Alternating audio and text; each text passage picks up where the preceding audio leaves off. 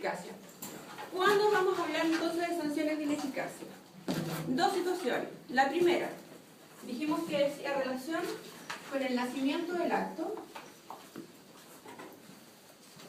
y con la producción de efectos.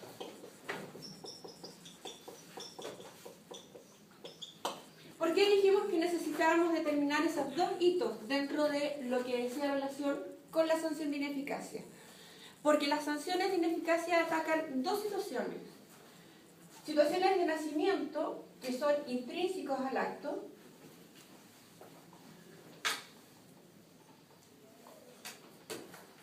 o bien en la producción de efectos que dice relación con situaciones externas del acto.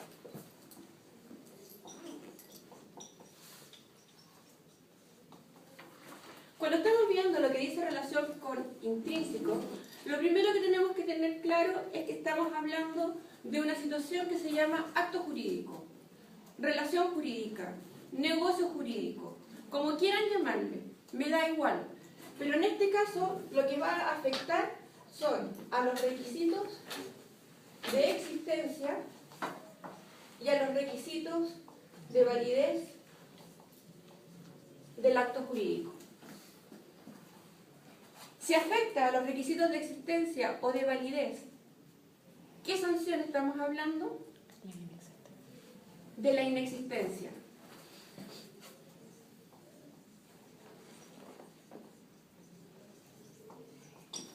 Y para los que no tenemos visión de que está regulándose en el derecho la inexistencia jurídica, ¿qué sanción sería? La nulidad.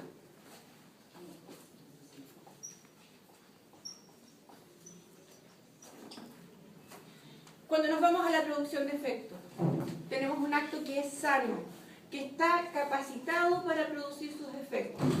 Pero es aquí, en esta etapa, donde no puede llegar a producir el efecto final, que es obtener la prestación debida.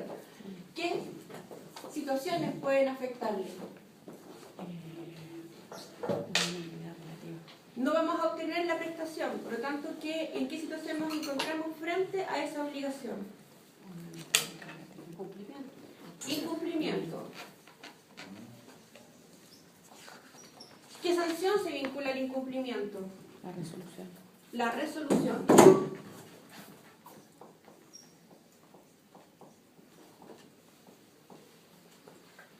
¿Qué otra situación me encuentro frente a la posibilidad de poder actuar frente a ese incumplimiento?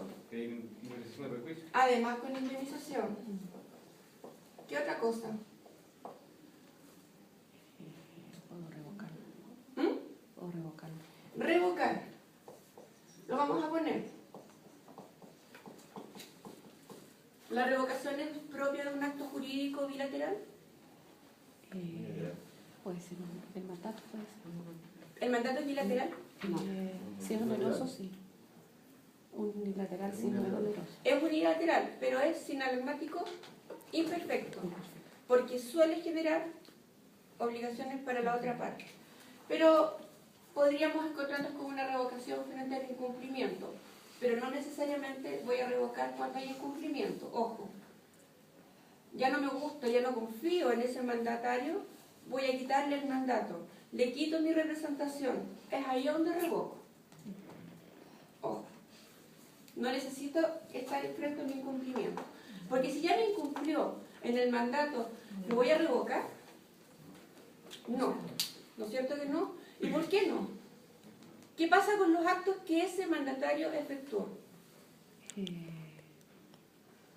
Son válidos. ¿Son válidos? ¿Válidos en la medida que estén? Están notificados por el ¿Que mandato. estén Ratificados por el mandato.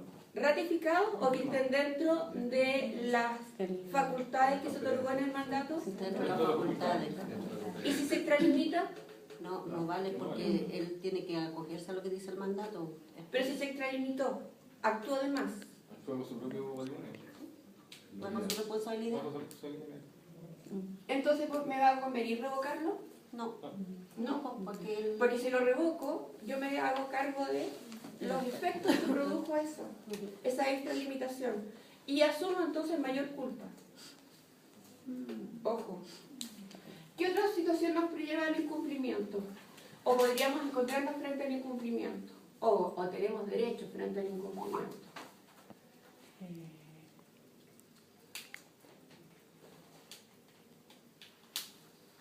¿Podemos Exigir el dejar sin cumplimiento efecto forzado. de mutuo acuerdo? Autonomía de la voluntad. Autonomía de la voluntad.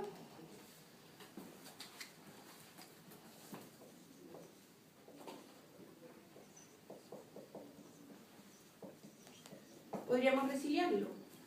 ¿Qué otra cosa más podríamos hacer? Exigir el cumplimiento forzado. Podríamos exigir el cumplimiento forzado. Pero eso ya sería sanción.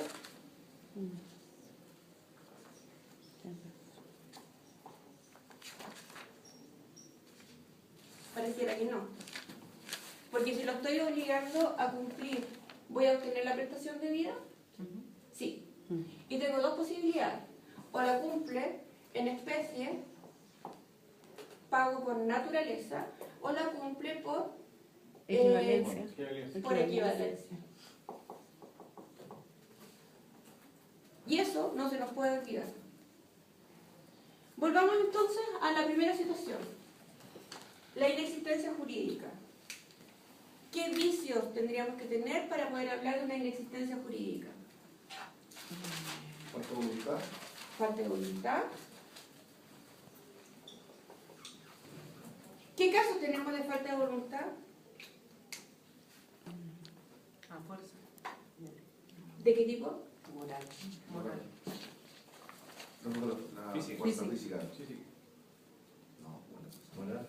Decidamos. Fuerza física, fuerza moral. La moral, Fuerza la moral física. es el Fuerza consentimiento. ¿Ah? La moral es el consentimiento. La moral dice el consentimiento. Y para Fuerza poder física. decir el consentimiento decimos que no existe, que no hay fuerza. Fuerza, Tiene que es ser fuerza física. física, porque nunca hubo voluntad. Entonces era física. Fuerza física. ¿En qué otros casos tenemos falta de voluntad? En el error sustancial, ¿En el error? sustancial. Error sustancial. El error sustancial es el que recae sobre la sustancia de la cosa. Estoy de acuerdo en la cosa. Ambos estamos de acuerdo. Y siempre lo que nos pide el contrato es estar de acuerdo en la cosa, El esencial. en el esencial. Un obstáculo, ojo. A no confundir, sí. ¿Qué otra situación hay falta de voluntad? Con los No se incapaces. olviden que la voluntad tiene como requisito dos cosas: ser exteriorizada y ser Seria. seria, Contratar con incapaces absolutos. con incapaces absolutos.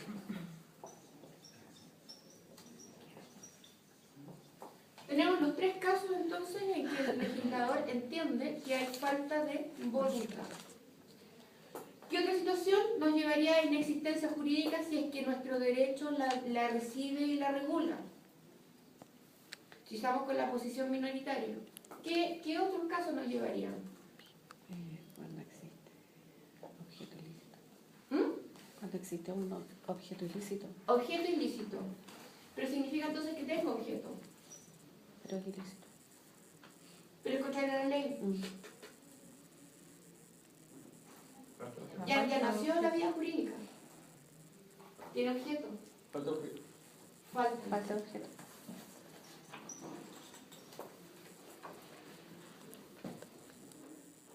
¿Qué otro caso? Falta de causa. Falta de causa. Y cuando hablamos de que falta de causa, ¿a qué causa nos estamos refiriendo? ¿A la causa eficiente, causa final o a la causa ocasional? Eficiencia. A la causa eficiente. ¿Y recuerdas cuál es la causa eficiente? La que realmente llegó a contratar y quería que pusiera los efectos. Cuando nosotros vamos a identificar la causa, vamos a distinguir tres formas. La causa ocasional, la causa eficiente y la causa final. Son todas lo mismo. Jurídicamente hablando, es exactamente lo mismo. Es la motivación que yo tengo para celebrar el contrato. La diferencia es que la causa ocasional queda en mi foro interno. No necesito expresarla, me dice el artículo 1467. Puedo guardármela. Incluso presupone que si yo no la he manifestado, puede ser la mera liberalidad esa causa, y es válida. La causa es eficiente, dice relación con la fuente de la obligación. ¿Cuál es el contrato? ¿Qué situación jurídica es la que yo debo celebrar para que produzca el efecto que yo busco? Por ejemplo, yo quiero transferir dominio, por lo tanto debo buscar dentro del universo cuáles son los títulos translaticios de dominio. Y tengo varios. Y la causa final, todos esos títulos van a producir esa final causa. ¿Cuál era? Ser títulos translaticios de dominio, transferir el dominio. ¿Pero de qué forma? Unos son a título gratuito, otros son a título oneroso. Yo voy a tener la posibilidad entonces de elegir acá cuál es el que finalmente voy a celebrar. ¿Por qué? Porque mi finalidad no solamente era trasladar el dominio, sino que además era recibir un precio. Entonces estoy hablando de una compra-venta.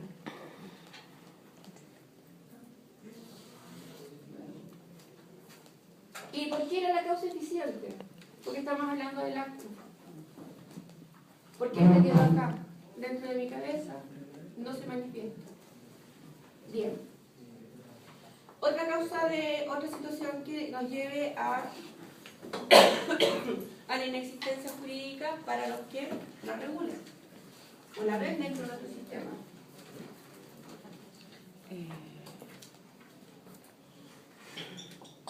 ¿Cuánto solemnidad que por la ley? Falta de solemnidad.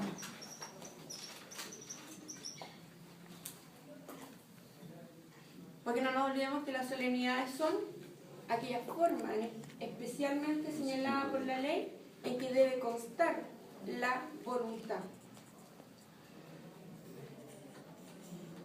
No tenemos regulada la inexistencia jurídica. ¿Y por qué no la tenemos regulada?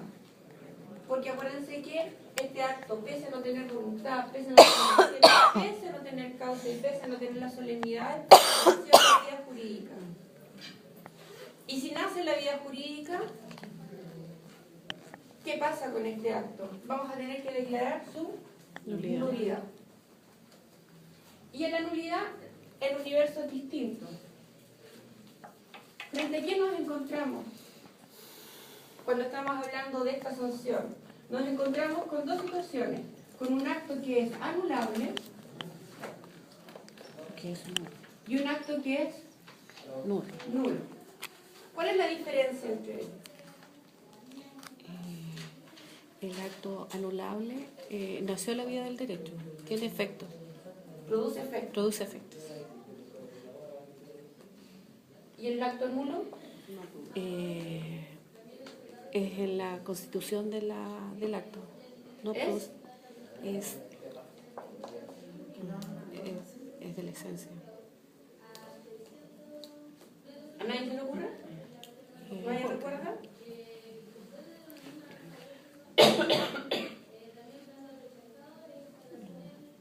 Sebastián, ¿piensas en algo? ¿Te hace ruido? ¿Por qué tenemos que hacer esa diferencia entre el acto anulable y el acto nulo? Porque uno está declarado. En el anulable hubo algún requisito para que produciera efecto y el nulo no nacería del derecho, por ejemplo, cuando faltaba voluntad, ¿no? Por ejemplo, no sé. ¿Y quién nace? ¿Sara la vida del derecho igual? Partimos de la base que el artículo 1444, cuando nos habla de los elementos esenciales, nos hace la distinción y nos dice que el acto no produce efecto alguno y por lo tanto nos vamos a encontrar en estas dos situaciones. O es anulable o es nulo. Nulo nos dice que ya está declarada su nulidad. Y el anulable es que no nos hemos pronunciado respecto a él. Está transcurriendo el tiempo que podría llegar a sanear. En cambio, el nulo, ya hay una sentencia firme y ejecutoriada que ha producido el efecto de su nulidad. O sea, ha producido el efecto de retrotraer a las partes al estado inicial y finalmente producir las restituciones mutuas si es que alguien cumplió de alguna forma alguna de esas prestaciones. Esta distinción no la olviden. porque son distintos. El acto anulable y el acto nulo. El acto anulable es aquel que se va a sanear. El acto nulo ya está declarado, ya no existe. Cuando estamos hablando de la nulidad, entonces estamos esencialmente hablando del acto que es anulable. Vamos camino a, porque estamos determinando qué vicio de qué le afecta para poder alegarla. ¿Qué situaciones vamos a distinguir en la nulidad? ¿Qué tipo de nulidades? ¿Qué tipo de nulidades? ¿Qué tipo de nulidades? ¿Y de qué va a depender el tipo de nulidad? De los vicios que le afectan. ¿Perdón? Es decir, hay que distinguir si entre nulidad absoluta y nulidad relativa. ¿Y en base a qué vamos a distinguir si es nulidad absoluta o relativa? En base a los requisitos que se pueden haber afectado. A los requisitos que afectan. Por ejemplo, La capacidad, la capacidad. ¿De qué forma? si hay que distinguir si la persona que realizó el acto es capaz o es incapaz, porque la ley los declara todos capaces, excepto los casos que la misma ley establece quienes son incapaces. ¿La capacidad es un requisito de qué? ¿De existencia o de validez? Es un requisito de validez, De validez. Por lo tanto, estaríamos hablando de qué? de la validez del acto. Ya, pero para distinguir entre nulidad absoluta y relativa. Acuérdate que los requisitos que distinguen dicen que están en atención al acto o contrato, a su naturaleza, o al estado ¿En qué se o calidad de las partes? de las partes. La capacidad que afecta La calidad de las partes. a la calidad de las partes. Y en este caso, ¿cuál sería la sanción? Nulidad relativa. Nulidad relativa. Entonces, ojo, lo que afecta es si ese requisito de existencia o de validez dice relación con el acto o contrato, la naturaleza de este, son sus requisitos de la esencia, De la a eso esencia. está mirando, o ligeramente afecta a la parte, intrínsecamente a ella, solo a ella. La capacidad lo afecta, por lo tanto la sanción sería Nulidad relativa. nulidad relativa. Entonces distinguimos entre nulidad absoluta y nulidad relativa. ¿Cuáles serían causales de nulidad absoluta?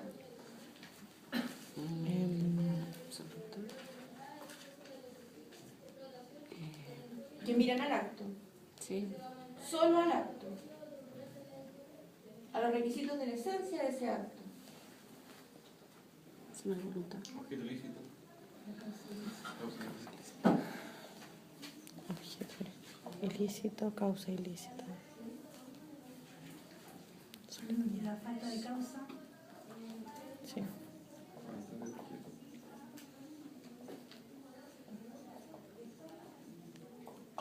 ¿Qué más? Algunos agregan el error esencial igual. El error esencial.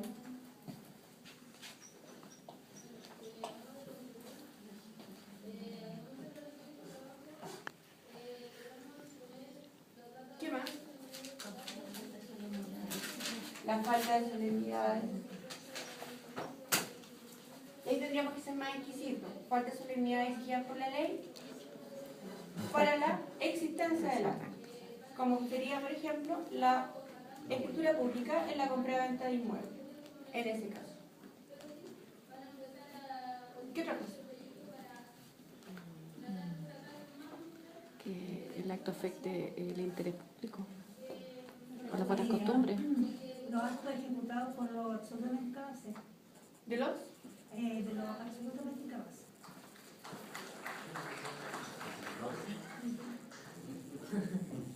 ¿Qué más?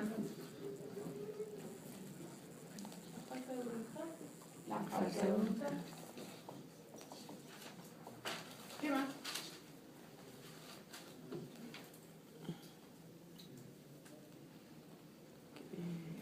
La fuerza física. La fuerza física. La fuerza física.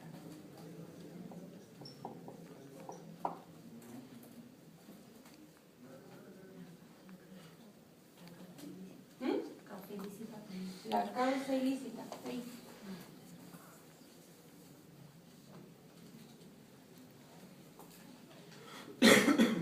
¿Habría algo más? Según ustedes.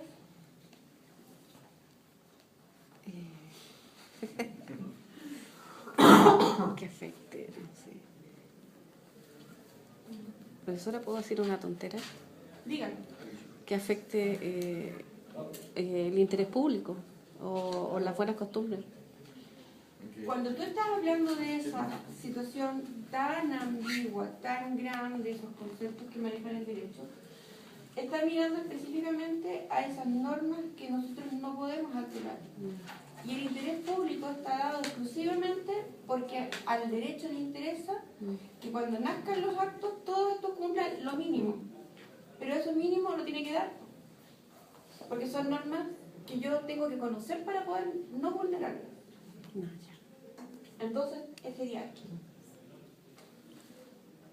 ¿Hay algo más? Falta de voluntad, falta de objeto, falta de causa, falta de las solemnidades, objeto ilícito, causa ilícita. Y nos vamos después a las situaciones que afectan a la voluntad, como la fuerza física, el error esencial y lo que dice en relación con los incapaces absolutos. ¿Qué situaciones nos llevan a la declaración de nulidad relativa?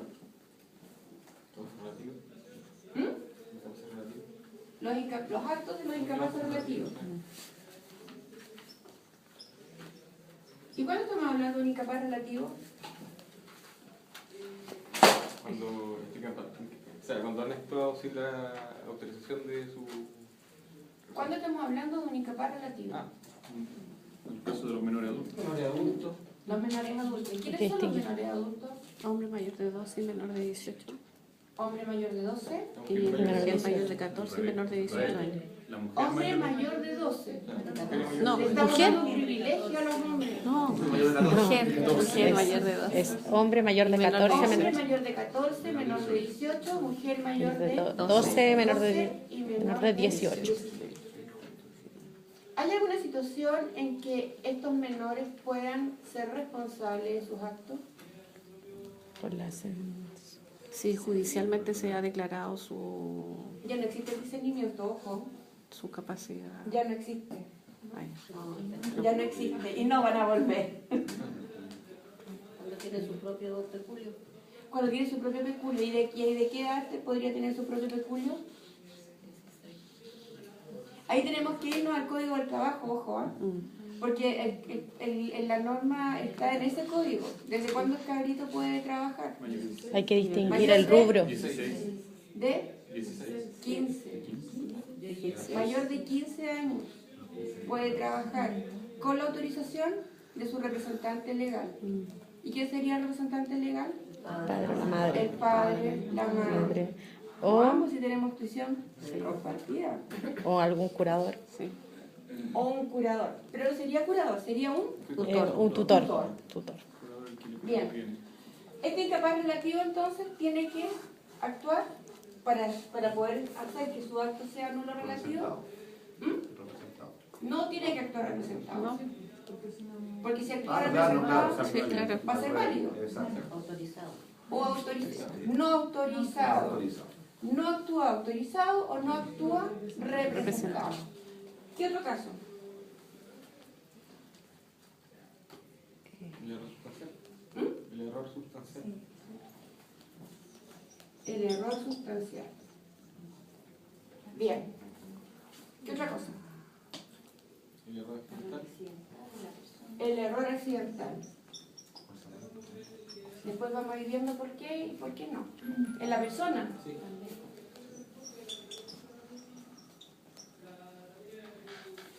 Fuerza moral. Fuerza. Moral. ¿Qué otro caso? El dolo principal. El dolo. Me encanta el dolo.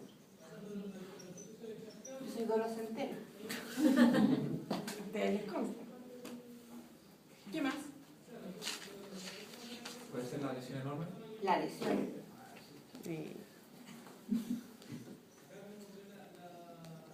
¿Qué más? No, no se olviden que esta es el código. Todo lo demás casos que no. En todos los casos que cause nulidad, porque esta es la regla general. No se nos puede olvidar eso, que esta es la regla general. Por lo tanto, cada vez que la ley hable, no solamente en estos casos, sino que en alguna situación que se asemeje a esto, va a ser nulidad relativa. No así las situaciones de nulidad absoluta, porque como son de vulneración de normas de orden público, las casos son casi taxativos, por no decir que son taxativos. Y no lo son porque como tenemos que involucrar las situaciones que el legislador no contempló en una sanción específica, que es la inexistencia, todo lo que dice falta debió haber sido causal de inexistencia y no de nulidad absoluta. Pero como no la tenemos organizada, no la tenemos orgánicamente regulada, tenemos que aplicar la nulidad absoluta. Hasta ahí estamos impecables. Dos sanciones que afectan en este caso. Pero yo hice otra pregunta y no me la contestaron. ¿En qué casos los incapaces pueden actuar válidamente en el derecho? Llevan sanción de por medio, no siendo incapaces relativos.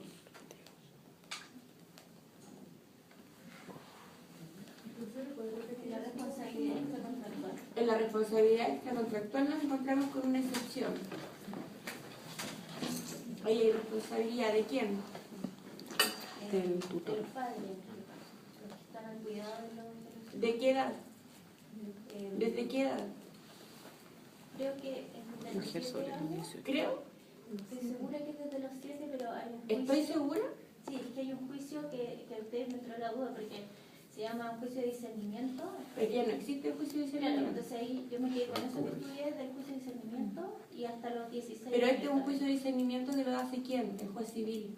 Sí, Que es diferente al discernimiento que se hablaba antiguamente en materia de familia o materia de menores, para hablar más claramente. Exactamente, tenemos una excepción entonces en materia de capacidad cuando afecta a la responsabilidad extracontractual, menor de 7 años. ¿Y quién es el menor de 7 años? Son los impúberes. ¿El infante o el impúber? Infante. El infante. Estamos frente a un infante que es responsable. Otra excepción, en que vulneramos la capacidad, la norma de capacidad, y el acto es válido, aun cuando no actúe sin la representación, sin la autorización. ¿Los actos celebrados por el disipador interdicto? Pero los actos celebrados por el disipador interdicto, ¿respecto de quién? Si son sus propios actos, ¿puede actuar? Pareciera que no, porque ya le privaron la administración de sus propios bienes. Entonces, ¿puede actuar por un tercero? Sí, ahí puede ser. Pero ¿quién puede actuar por sí mismo? Y sus actos van a producir efectos. No es mayor de 18, obviamente, no es capaz. Es menor adulto. ¿Pero en qué situación? En el matrimonio. El matrimonio. No, en el matrimonio por el ascenso. El matrimonio. ¿Desde cuándo se puede celebrar matrimonio? 16 años. Desde los 16 años. con la- ¿Tiene alguna sanción el que se case en menor de 16 sin el ascenso? ¿Qué sanción? No necesitará. Desheredado. ¿Pero es nulo el acto? No. Tenemos otra excepción. Dos excepciones tenemos en materia de capacidad. No se olviden. Una relativa a los actos cuando provienen de delitos o cuasi delitos y estamos ocasionando responsabilidad extracontractual y cuando celebra el matrimonio.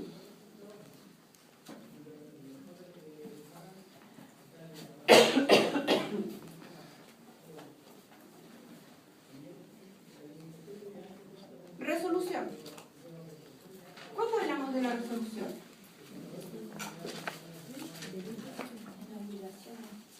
¿Cuándo? En las obligaciones. Sí. ¿Qué cosa? No, una forma Una de forma es de retrotraer a las obligaciones, pero partes. estamos mirando sanciones de ineficacia. Ese es nuestro tema. O sea, sea, enfoquémoslo como sanción. ¿Por qué es una sanción de ineficacia? Porque nace perfecto. Porque no produce los efectos Efectos esperados. ¿Y qué sucedió entonces? Que no produjo... Se desvirtuó. Nació perfecto, pero se desvirtuó. Pero la condición resolutoria. Operó una condición resolutoria. Retratar parte del estado anterior. De aquí nació la acción.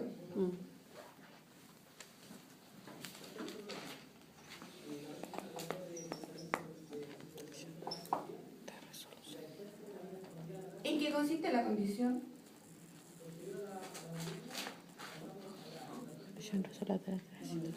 La que me ha envuelto los contratos Un hecho bilaterales. futuro incierto del El cual cual depende depende la extinción o la extinción de un derecho. ejercicio, La extinción del derecho. ejercicio, No. El nacimiento de la extinción del derecho. el nacimiento de la extinción de un derecho. Y en este caso, ¿qué es lo que va a operar? La extinción de un derecho. La extinción. ¿Y en qué consiste este hecho futuro e incierto? Y que no se cumple lo pactado por una de las partes. No se cumplió lo pactado. O sea, esto es incumplimiento. Cumplimiento de la obligación. ¿De qué tipo de incumplimiento estamos hablando? Primero que nada, ¿cuántos incumplimientos distingue el código? 3. 3. Soy todo oído, don Carlos. Cumplimiento que no ha sido oportuno, íntegro o retardado. El Íntegro, oportuno y exacto. Exacto. Completo. Suficiente. ¿Es relevante que hagamos esta distinción respecto del incumplimiento? Sí. ¿Por qué? Por el tipo de sanción que va a tener cada uno. la Ya responsabilidad. uno, venís. Por el tipo de sanción Por el tipo de sanción. ¿Y qué sanción va a recaer? hay que distinguir en cuál de esa etapa se encuentra el incumplimiento. ¿Y cuál sería? Por ejemplo, si no es íntegro. No es completo suficiente, se encuentra... No, el retardo. ¿Es de retardo? Sí, En óptimo. los dos primeros casos, Compensatorio. Sí. Indemnización. Responsabilidad. compensatoria y abajo, y en el último caso, moratoria. Moratoria. Compensación. Tenía importancia entonces porque voy a perseguir distintos tipos de Responsabilidad. perjuicios. De perjuicio. Voy a resarcir distintos perjuicios. No nos olvidemos que el hecho de la acción resolutoria, de resolver el acto, es un efecto de dejarlo sin borrarlo de la faz de la vida jurídica. Pero yo no voy por esto esencialmente, yo voy por esto. La indemnización de perjuicio. Sandra, ¿qué pasó? No, es que estaba con la duda de lo oportuno. Ah, eso es oportuno. El retardo. Completo e íntegro. Este incumplimiento, lo que yo voy a hacer es resarcirlo. ¿Por qué? ¿Por qué se resarce? Porque yo no contrato ¿Para para qué? no obtener una prestación. Yo contrato buscando el obtener la prestación de vida. Si no, no contrato. Porque si yo estoy teniendo en mente siempre la indemnización, ¿en qué puedo caer? ¿En qué juego puedo caer? Actuando de mala fe. Estoy jugando con mala fe. ¿Y qué pasa con los actos de mala fe?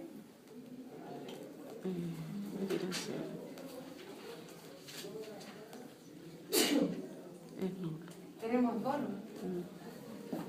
Y yo puedo alegar el dolo. No se olviden.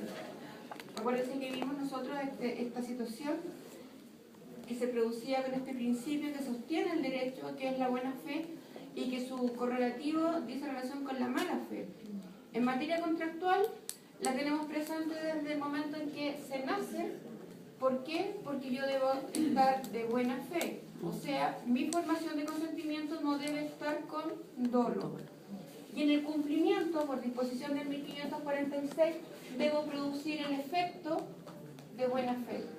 ¿Y qué entiende de la buena fe? Entiende que es lo que yo pacté. dar la prestación de vida en los términos que lo pactamos. O sea, esto. Íntegro y completo. Y en el tiempo. Y en el tiempo. Volvamos entonces. El evento de la condición resolutoria, modo de distinguir la obligación y además que produce el hecho de que podamos ejercer esta acción resolutoria. La acción consiste entonces en la presencia del incumplimiento, que puede ser de cualquiera de estas tres formas que regula el código. ¿De qué tipo tiene que ser la condición resolutoria para poder ejercer esta acción? La cita expresa.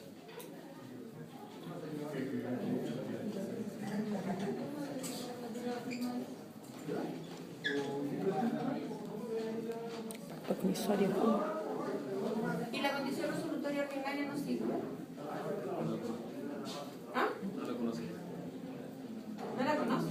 No, yo tampoco. ¿Es tan ordinaria que no la conoces? Esta es la más bacán de todas. La conozco tampoco. ¿Por qué? Porque esta no requiere el pronunciamiento del tribunal y es la única que opera De pleno derecho.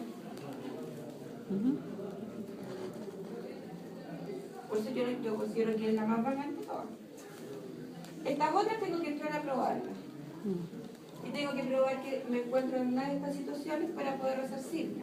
O bien estimar que se deje sin efecto el acto porque estoy frente a la condición. Plazo para ejercer esta acción.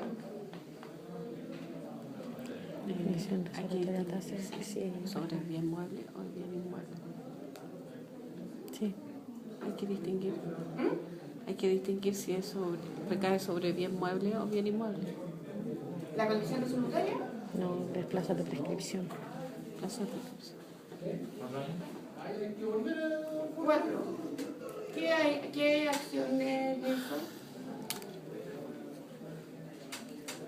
¿En qué caso está de 4 años? La resolución.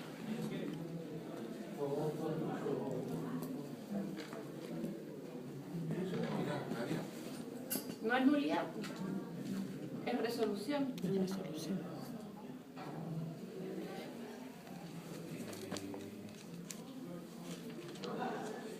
¿Literal sobre qué es el contrato? No sé.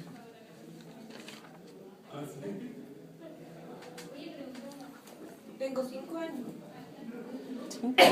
para poder hacer uso de esa acción. De ahí que se deje sin efecto el contrato. La resolución del contrato. ¿Qué pasa con Sí, el acto una vez que está declarado resuelto? si está declarado resuelto. No recibí la prestación debida. Estoy aquí. Eso ni Demando la resolución del contrato. El tribunal me la coge. Retrotraigo la causa, el estado inicial, vuelvo acá. ¿Y qué pasa con lo otorgado? Porque no nos olvidemos que dentro de las situaciones que me llevan a la resolución está la condición resolutoria tácita. ¿Y esa es propia de qué tipo de acto? contratos De los bilaterales. actos bilaterales. Y si estamos hablando del acto bilateral, para poder ejercer la acción resolutoria, ¿cuál es el requisito de admisibilidad de esa acción? Que la parte que lo alega haya cumplido con su obligación o esté ya la cumpliendo. Y en ese caso, si cumplió, ¿qué pasa con esa prestación?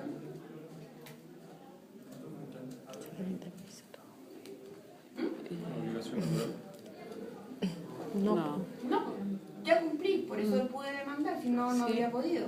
Porque si no cumplo, ¿qué hace la otra parte cuando se defiende? Lo pone como excepción. ¿Qué me dice? Debe pedir el cumplimiento de la obligación o la resolución del contrato, No, más la po. indemnización. Se excepciona. Perfecto, pero yo demando y te demando a ti. Y yo no cumplí con mi prestación. Por tanto, no tengo requisito de admisibilidad. ¿Tú qué me vas a alegar? La excepción de contrato no cumplido. Excepción de contrato no cumplido. Vulgarmente, ¿cómo se llama? Mora, mora, mora. La mora, burra, la mora. La excepción de contrato no cumplido. ¿Y por qué? Porque se trata de un contrato bilateral. Sí.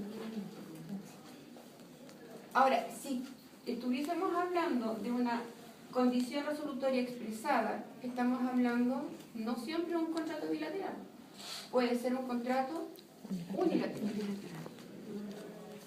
Y en ese caso, propiamente estamos hablando de un pacto condicional. ¿Qué pasa entonces con mi prestación? Yo otorgué la prestación, por eso que pude demandar. Si se queda el demandado, ¿habría un enriquecimiento sin causa? Sí. Porque dejaron sin efecto el contrato, por lo tanto va a haber un enriquecimiento sin causa. Y ese principio tan hermoso dentro del derecho, ¿está permitido? No. No, porque el principio es la reparación del enriquecimiento sin causa. Por lo tanto, ¿qué tiene que haber? Una indemnización.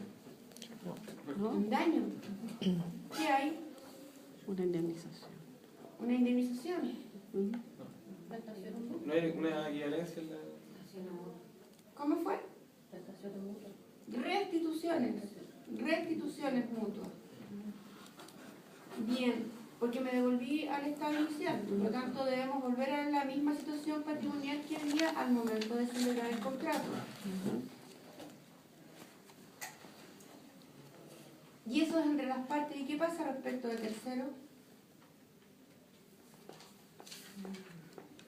Hay que distinguir si está o no de buena fe. El tercero. ¿Para qué? Para ver si le es oponible o no la...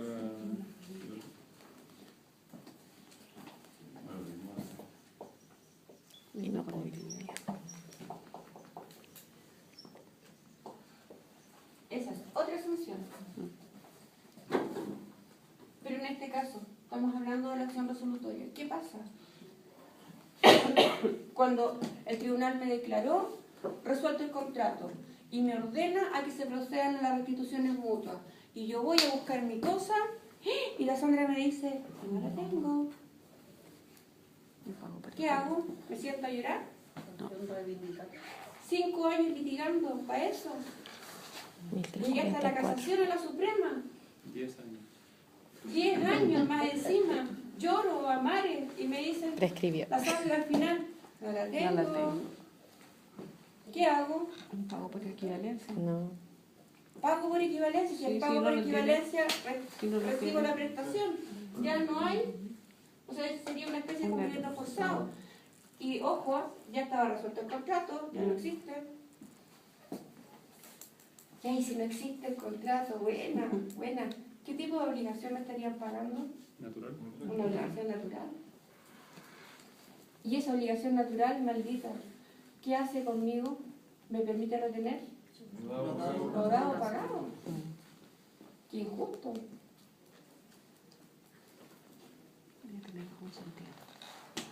Entonces, ¿qué pasa? ¿Qué hago yo? Tengo 10 años de juicio. Ya le pagué al abogado y todavía no puedo recuperar mi casa. Una acción reivindicatoria. Y en esta acción reivindicatoria que nace de la resolución, voy a tener que mirarle la cara a la Sandra y al que le compró la casa y decir, ¿tan de buena de mala fe? ¿O no me interesa que esté de buena o de mala fe? Me interesa. Puche, ¿cuándo puedo actuar? Cuando está de mala fe. Cuando está de mala fe. ¿Y qué voy a entender por mala fe en este caso? ¿Que sabía qué? Que tenía un vicio, que había un... Acuérdate que estamos hablando de que no iba a incumplimiento poder aquí. entregar la cosa. Aquí estamos hablando de incumplimiento propiamente tal. Por tanto, ¿qué es lo que tenía que saber el que compró la casa? Que el dominio estaba en objeto de litigio. Podría ser que era un objeto de litigio. O bien, porque cuando está objeto de litigio, Hay objeto ilícito. siempre va a haber objeto ilícito. Salvo que fue... No, porque el juez puede autorizar a ver qué es todo eso. Entonces, la venta fue válida. ¿Cubre nuestro derecho a la buena fe del comprador? Sí, se la protege. Por eso que me pide que esté de mala fe. Pero ¿qué va a entender en la resolución por mala fe? El haber sabido que no se iba a producir el cumplimiento de la obligación. Y hay una especie de comunicación. Yo, deudor, le traspaso la carga de mi incumplimiento, el conocimiento supuesto. Así que el actor va a tener que probar un hecho negativo, que yo no lo conocía, que yo no sabía que se había producido esta situación y eventualmente iba a venir la resolución. En la nulidad que se produce el mismo efecto, retrotraemos las partes al estado inicial. ¿Qué pasa con esta acción reivindicatoria? ¿Es igual a la que acabamos de ver?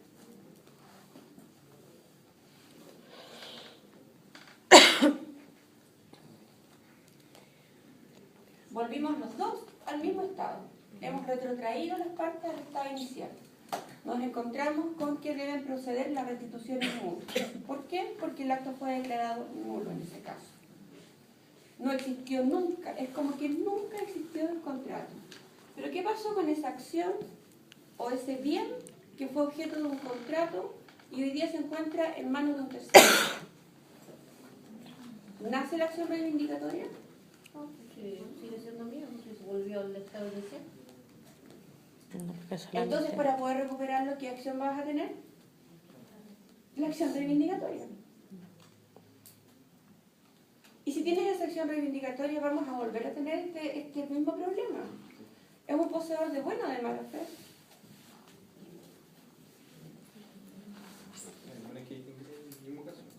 ¿Tendría que distinguir? No, no distingo. ¿Por qué no distingo? Porque en la nulidad hace cuenta que el acto nunca debió haber nacido. Porque tiene un vicio desde su inicio. Nos retrotraemos entonces y el acto está viciado. En cambio, en la resolución, el acto era perfecto. Era válido. Y yo tenía el derecho para poder enajenarlo. Y esa situación lo protege al tercero. En el caso de incumplimiento.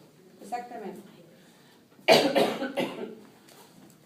Ahora es importante entonces distinguir si estamos con una acción reivindicatoria que proviene de la nulidad o que provenga de la resolución.